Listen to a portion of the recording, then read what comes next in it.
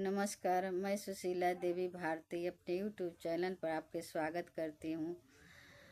मैं लेके आई हूँ बेटी विवाह गीत। आपको अच्छा लगे तो लाइक और सब्सक्राइब करना, हमें सपोर्ट करिए।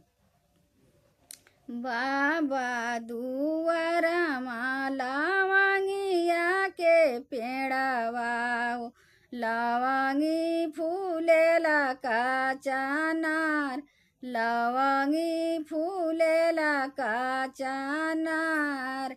घोड़ावा चढ़ल अइले दुल्हे सुंदर दुल्हे, ठाढ़ा भइले लवंगी के छाँ, ठाढ़ा भइले लवंगी के छाँ।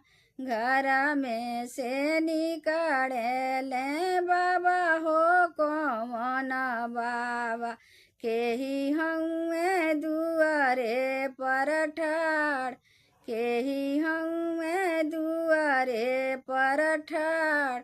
कौन वाहन चोदवारे डाँडिया नेवावेला, सब फूल गैले कुमिलाई। कौन वाहन चोदवारे डाँडिया नेवावेला, सब फूल गैले कुमिलाई। घर में से निकलेली सुभवा कवनी बेटी, सुना बाबा अरज हमार, सुना बाबा अरज हमार। जानी भाई जानी बाबा मारहु मोरे पतरेंगावा के, सब फूलवा देवो हम बटोरी।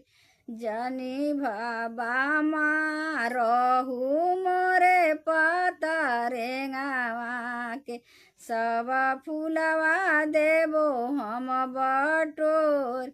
भैया दुआरा माला वांगिया के पेड़ावा, लवंगी फूलेले का चानार, लवंगी फूलेला का चानार।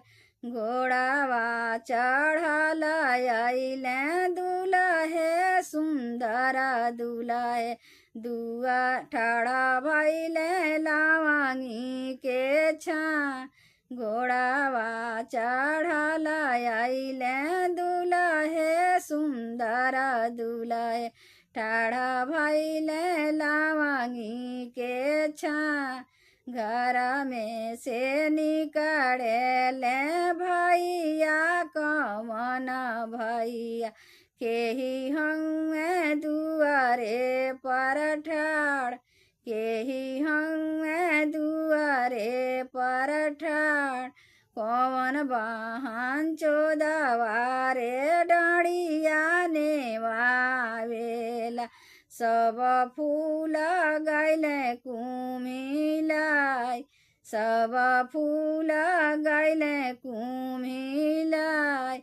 घर में से निकलेली सुभवा कवनी बहिनी, सुना भैया अरज हमार, सुना भैया अरज हमार।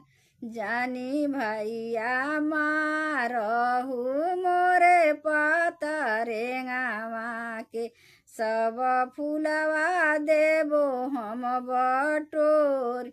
जानी भैया मारहु मोरे पतरेंगावा के, सब फूलवा देवो हम बटोरी, सब फूलवा देवो हम बटोरी, सब फूलवा देवो हम बटोरी।